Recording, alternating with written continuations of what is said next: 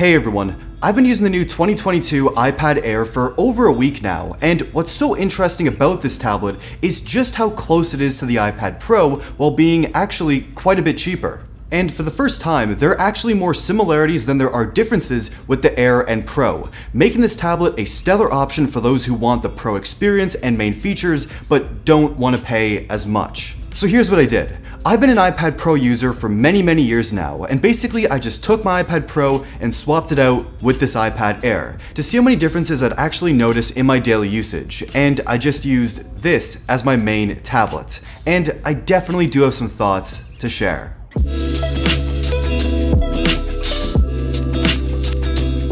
Okay, so first up, before we talk about all the things the iPad Air actually offers, let's talk about what you're not getting if you choose the Air over the Pro. The biggest difference here is still the display. Now, I think the display on this tablet is actually quite beautiful and looks good for almost everything I've done with it, but I have noticed the quality is just not as perfect as the iPad Pro, and the brightness is just not as great outdoors.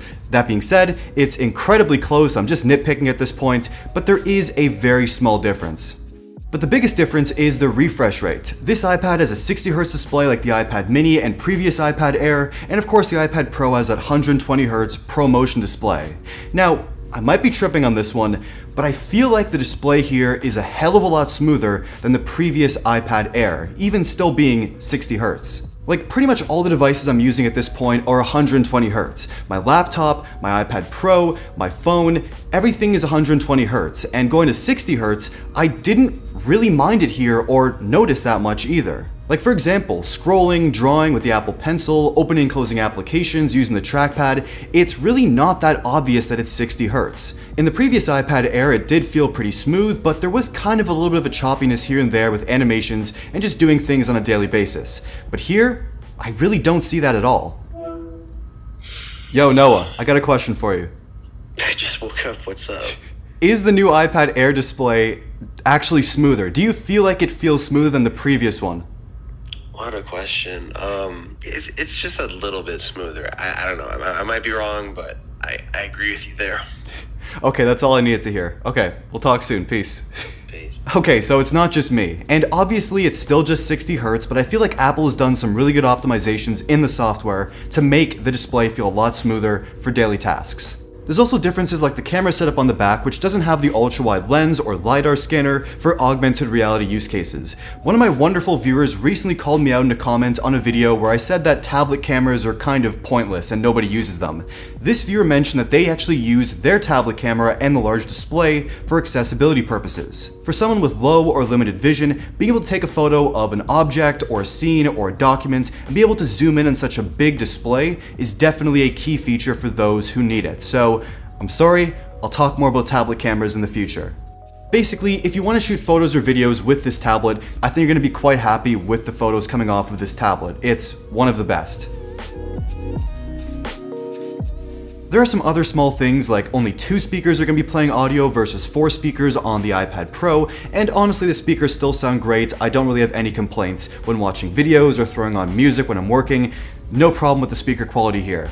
The tablet does have USB-C versus Thunderbolt on the iPad Pro, but to be honest, I never really took full advantage of Thunderbolt on my M1 iPad Pro since the day it came out. So I mean, I'm happy with USB-C, and it is actually faster in this tablet than the previous iPad Air. The Air also has a fingerprint scanner power button versus Face ID for security on the Pro, but once again, I do actually like the fingerprint scanner a little bit more than Face ID on the Pro. Sometimes you're kind of in an awkward angle trying to unlock the tablet, or the sunlight's beaming directly down on the Face ID scanner, and there's just all these complications with Face ID that make it kind of difficult to use at times. While the power button on the very top, you can just press it, it immediately works, it's natural, I got no complaints. And the bezels are a little bit thicker around the display, but I really don't mind. And the Pro also comes in 11-inch and 12.9-inch models, while this Air is just the one 10.9-inch display model. So if you need a big iPad, you gotta go with one of the Pros, it's just how it is. And also, if you need more storage beyond 64 gigs or 256 gigs, the Pro offers quite a few other storage options. But other than all those small omissions, everything else between this and the Pro are virtually the same. Now, one visual difference that the Air actually has over the Pro is the new set of colors. I got the blue and it looks really good. Not pale and space gray like, it's like really quite blue. This is not doing it justice. It is a very blue tablet. The other colors look stellar as well, especially the new lavender and cream color. I'm quite a big fan of the color lineup with these new iPads.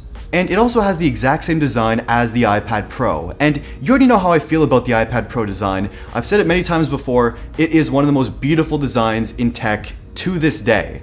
Despite being a 2018 design, it's a joy to use, it's thin, it's light, it's beautiful, minimal, and kind of just feels magical when you actually use it on a daily basis. And because it's the same design, all those Pro accessories are going to work with this iPad as well. That means the Magic Keyboard and Apple Pencil, and other third-party accessories like the ones from Logitech or other companies. The Magic Keyboard is great for typing up essays or replying to emails, just general day-to-day typing, and the trackpad is great for doing photo editing, video editing, and any other things that require precision. I really have no complaints with the Magic Keyboard. I use it almost every single day. It's an excellent typing experience, excellent trackpad experience.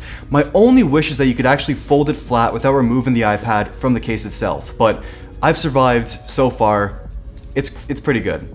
And the Apple Pencil. I really don't have any complaints about this pencil besides the fact that I wish it came in the box because it is such an essential accessory for the iPad. It's wonderful for note-taking, drawing, just navigating the operating system, and even being the 60Hz display, there's virtually no latency and it's a great drawing or handwriting experience. And with some of the money you're saving buying the Air over the Pro, you can put some of that cash towards these accessories, which I think you probably will want if you're buying this iPad.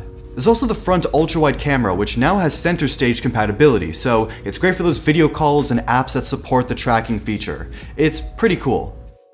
And this is what video from the front-facing camera actually looks like. It shoots 1080p, and the quality is pretty good, and you're hearing the audio quality as well right now. Let me know what you think. Now, the big headlining feature for the Air this year is that it actually has the M1 processor inside, the same as the iPad Pro. It also has 8GB of RAM, just like the Pro, although the Pro does have the 16GB of RAM option if you buy the higher storage models. For my usage as a creator and someone who actually does push the iPad and use it for creative professional tasks, it really can handle everything. The performance is stellar. I actually worked on the thumbnail for this video in Affinity Photo, which is like Photoshop for the iPad but actually has features and tools, as well as Lightroom to edit the raw file initially. With many layers, text, and other adjustments, the iPad kept up with everything, even editing a raw image. The Air is super powerful. Drawing in Procreate, no problems either, even with projects that have many layers and a lot of stuff going on, and just using the tablet for multitasking, like typing an email while watching a video, or having two web pages open at the same time, using the tablet as I normally would for all of my day-to-day tasks, whether they're simple and casual, or professional and a bit more hardcore, it can handle everything. The specs are crazy in this machine. So while I did just mention some of the apps that I use on the iPad for work, you do need to know if the apps that you personally need for work or school or whatever are actually available on this iPad. Despite having the M1 processor and all this power, if the software you need is just not available on iPadOS, you might not really want to consider an iPad and may want to go with a laptop instead.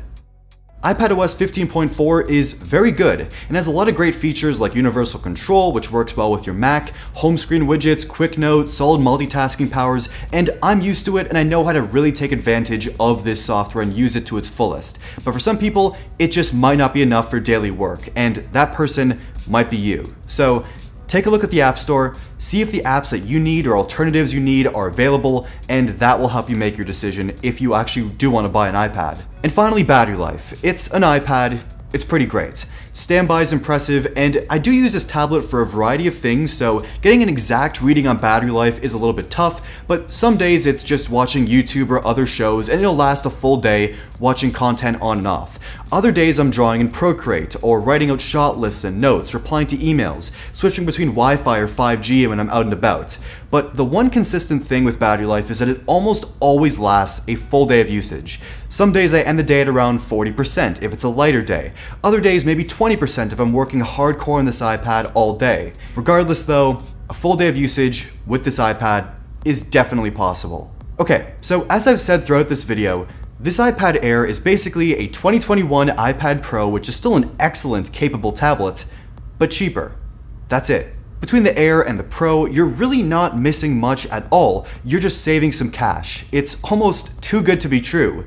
And it kind of is. First of all, if the Pro and Air are actually now this similar, it just means that people aren't going to spend that extra cash on the Pro. And what that means is the next iPad Pro is definitely going to be a big upgrade. Whether they announce it in the summer at WWDC or in the fall, it's probably going to have a lot of features, new design, and maybe even newly supported software with a new processor. So with the new iPad Pro coming in just a few months, you might want to consider waiting if you really want to have the latest and greatest with the most amount of power. And maybe you don't want to wait for a new iPad Pro, and that's fine, because the Apple Refurbished store and eBay and Kijiji actually have plenty of previous iPad Pro models for cheaper or the same price as this Air. You're going to get that 120Hz display, other Pro-specific features, more storage, and it might be the better option for you.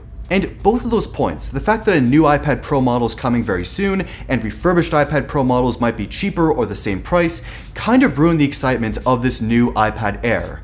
But that being said, it doesn't matter. Maybe you just need an iPad today. Maybe you want to get a brand new iPad instead of a refurbished or used one. Or you just want a colorful iPad. Or maybe you just don't care that a new Pro model is coming soon and this is all you need for your work and day-to-day tasks. In that case, the Air makes a lot of sense. It really has all the features you could want. Power and software updates for years, great accessories, stellar hardware, and you get to save some cash over the pricier current Pro model. As someone who has used the iPad Pro every day since the redesign dropped in 2018, switching over to this iPad Air from my current M1 Pro, I really didn't notice much of anything. In daily usage, they were virtually identical. You get everything the Pro offers pretty much, just at a cheaper price.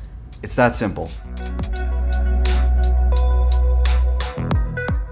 And that's pretty much it for the iPad Air. Now, I've talked way too much about this tablet. I want to hear your thoughts on this device in the comments down below. Also, tell me your favorite iPad Air color as well. Like the video if you liked it, subscribe, and thank you for watching.